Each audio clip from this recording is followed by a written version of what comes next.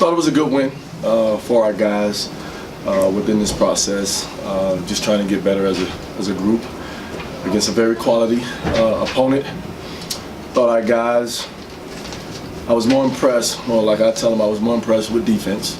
I thought we got to a point where we really dug in on the defensive end of the floor, and then the dessert of it is being able to shoot the ball the way we shot it. But I'm always excited about that. But at the end of the day, you know, I'm always talking to our guys about defense. But good win, excited, told the guys to enjoy it, and then move on with the process, and at the same time, get ready to cheer on football here later on in a little bit. So, thank you. 15 threes for you guys today. Did you think that you guys could have some success shooting from outside against this team? Yes, in a sense of the way they play. In a sense, a pack line defense wanted to keep everything out of the paint. Thought it was going to be a great opportunity to at least get the shots up. And my thing to our guys is always, if you're opening on balance, then I feel good about it. And whether they're going in or not, I care more about was it a good or a bad shot. So this was one of those games where we felt like spacing was going to be critical, and at the same time trying to get to the paint but not through the paint, getting there, getting under control, drawing 2 or 3 guys, and then kicking it back out to the perimeter for looks. Alan, how's Lieberman doing? And you seem to be on him quite a bit this year at different times, and you know, you yanked him. I don't think he got back into the game after you yanked him, unless maybe at the end, the tail end he did. But you kind of in your doghouse right now. And what is his problem? No, I wouldn't say he's in my doghouse. I mean, it's just a level of expectation, but that's for each and every kid on the team. You know, everybody has in a sense, role to play. And actually, to be honest with you, I thought he had a terrific first half. I just thought we were a little careless, and it was something that we addressed at halftime. And I thought we came out and was still a little careless. And yes, I yanked him real quick. But the best part about this group is, you know, it was an opportunity for Cody Kelly to get on the floor, and I thought he played a terrific second half. So it wasn't really anything he didn't do. I just thought Cody, you know, took advantage of an opportunity and steadied the ship. Would you want to see more consistency out of Jeremy? Well, again, I wouldn't necessarily say consistency. Like I said, I thought he had a terrific first half, and I think it's a nice 1-2 punch with him and Cody Kelly, and then the caveat of being able to play Justin James at that point guard spot at times. So I wouldn't say he's in a doghouse or I'm not happy or unhappy with his play. I just think we have a deep enough bench to where I have to get a feel for what's working well, and I just thought Cody was working well in the second half. Can you talk about Hayden Dalton's effectiveness on both sides of the court tonight? Well, again, I mean, I think when you look at Hayden Dalton and Al Herndon, especially when both of them are playing together, they just bring a different dynamic to the game, especially with their skill set and ability to shoot the basketball. And at the same time, even though they're thin kids, you know, they're scrappy in a sense of guarding sometimes guys that are 20, 30 pounds heavier than them and still being effective. But I thought Hayden played a really good game tonight, and he's actually been playing well all year. The only difference is the shots wasn't going in, and they went in tonight.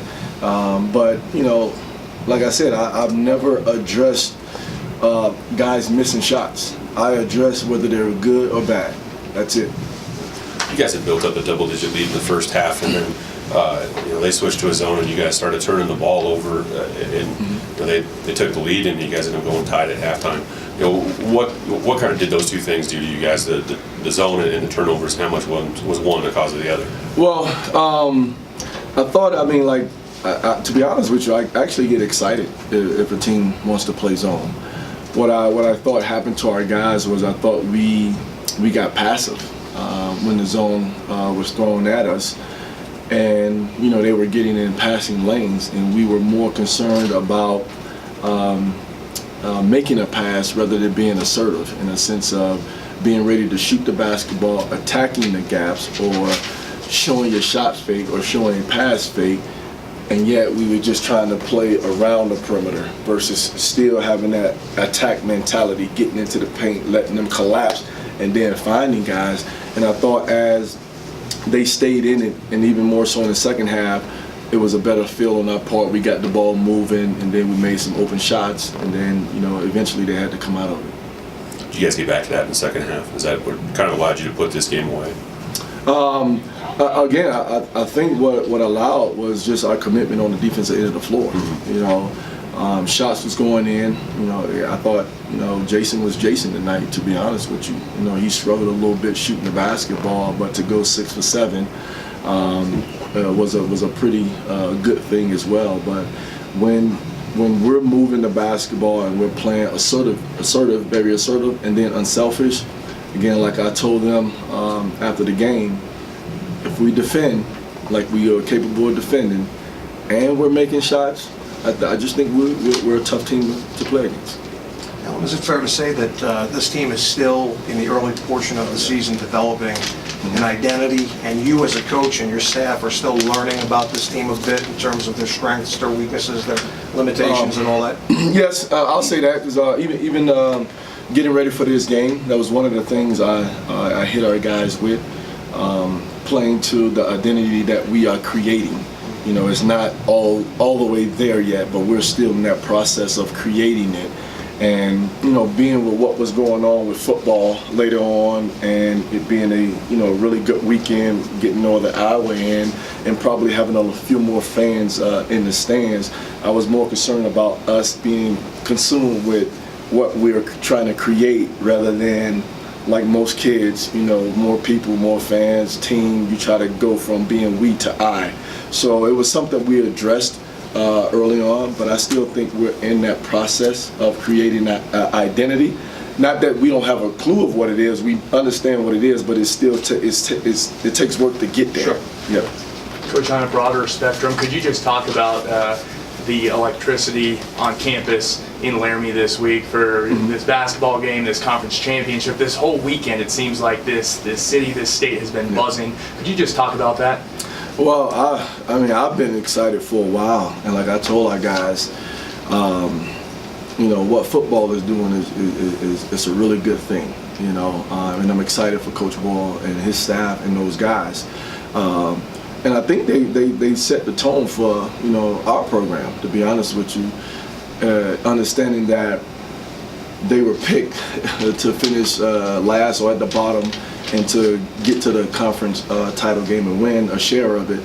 I just think that's a great deal. And what it teaches you at the end of the day is, at the end of the day, you still got to lace them up and play. And, that's kind of the mindset I've hit our guys with. A lot of people don't believe right now, and that doesn't really concern me. I'm more concerned about us lacing it up, going out there and playing as hard as we can, defending, and being unselfish on the offensive end of the floor. But I think this is just a special time to be a Wyoming fan.